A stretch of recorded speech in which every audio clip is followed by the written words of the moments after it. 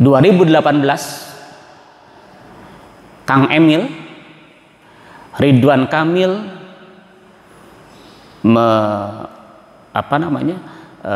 membuat program 10 program utama Jawa Barat, yang salah satunya adalah program yang berkaitan dengan pendidikan agama.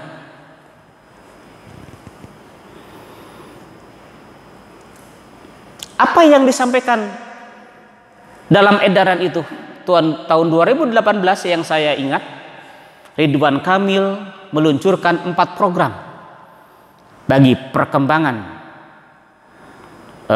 agama Islam khususnya. 1, program mengaji, program ngaji, yaitu maghrib mengaji.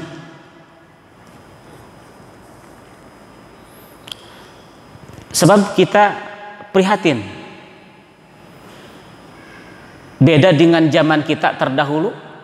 Zaman kita dahulu, kalau maghrib itu kan suasana pengajiannya luar biasa, dari satu mushola ke mushola yang lain. Tapi sekarang kita bisa lihat sendiri, walaupun ada kegiatan-kegiatan di luar maghrib, tapi maghrib keadaan sepi.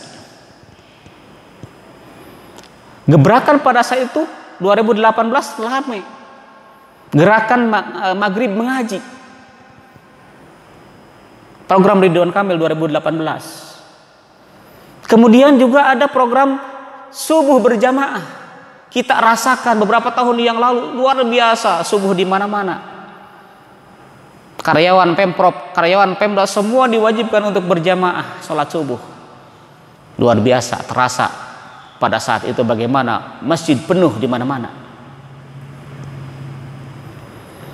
Program zakat digital, program satu pesantren satu usaha, itu kebijakan yang Kang Emil sampaikan mungkin dalam upaya bagaimana dia ingin memberikan sesuatu yang bisa bermanfaat bagi umatnya, bermanfaat bagi rakyatnya melalui kekuasaannya pada saat ini.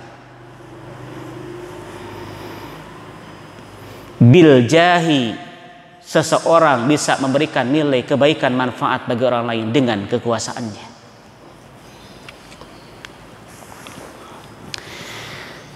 Kemudian yang ketiga, au bil mali, kita bisa menjadi seseorang yang bisa bernilai bagi orang lain dengan harta yang kita miliki.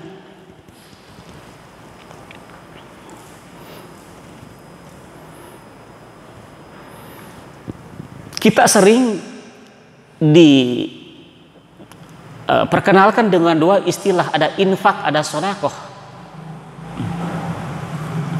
Mungkin dengan infak dan sedekah inilah kita diharapkan menjadi manusia yang bisa bernilai, bermanfaat bagi orang lain.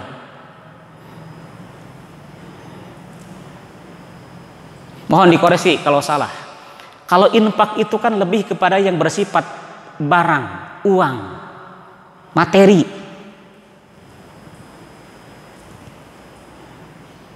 Itu lebih istilahnya biasanya disebut dengan infak.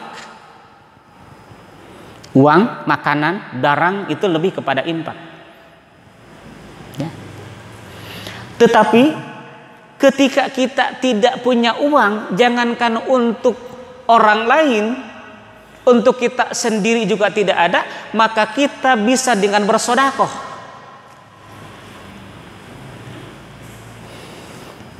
Kalau selama ini para ulama menjelaskan kalau infak lebih kepada yang bersifat uang, barang, makanan, yang bersifat materi, maka yang kedua, kalau kita tidak punya itu, maka kita bisa melakukannya dengan sedekah.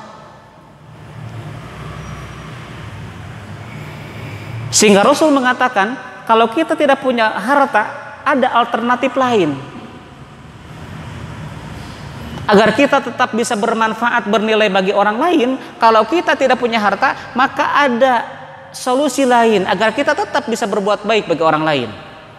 Dengan cara apa? Satu diantaranya adalah dengan ilmu.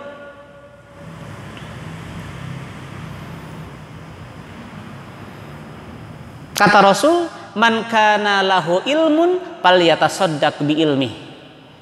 Kalau kita punya ilmu, silahkan bersedekahlah dengan ilmu agar kita bisa bermanfaat dengan orang lain, agar kita bisa bernilai bagi orang lain.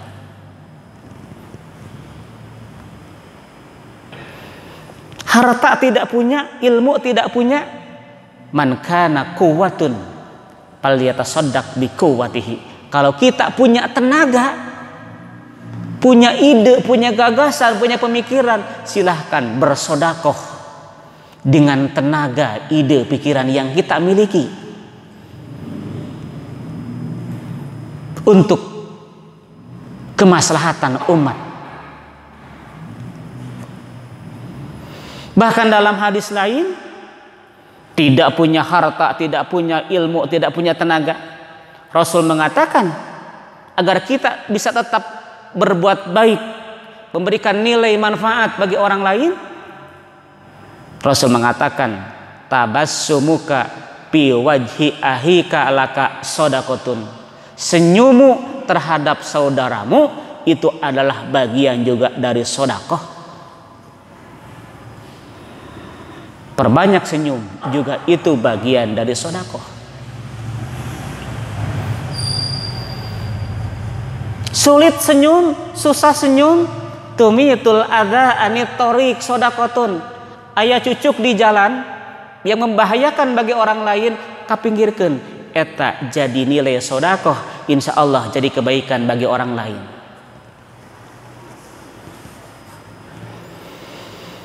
Itu yang ketiga, dengan harta. Kemudian yang keempat, au bil badani. Kita bisa menjadi orang yang bermanfaat bagi sesama dengan fisik tubuh yang kita miliki. Saling membantu, bekerja sama, bisa dengan fisik atau tubuh yang kita miliki. Jadi intinya, amalan yang utama yang kedua adalah bagaimana kita diharapkan untuk menjadi manusia yang bisa bermanfaat, bernilai bagi orang lain. Bisa dengan ucapan kita, bisa dengan kekuatan, kekuasaan, bisa dengan harta yang kita miliki, ataupun dengan fisik atau badan yang kita miliki. Ibu dan bapak jamaah Masjid Mukhlisin Alahuddin rahimakumullah.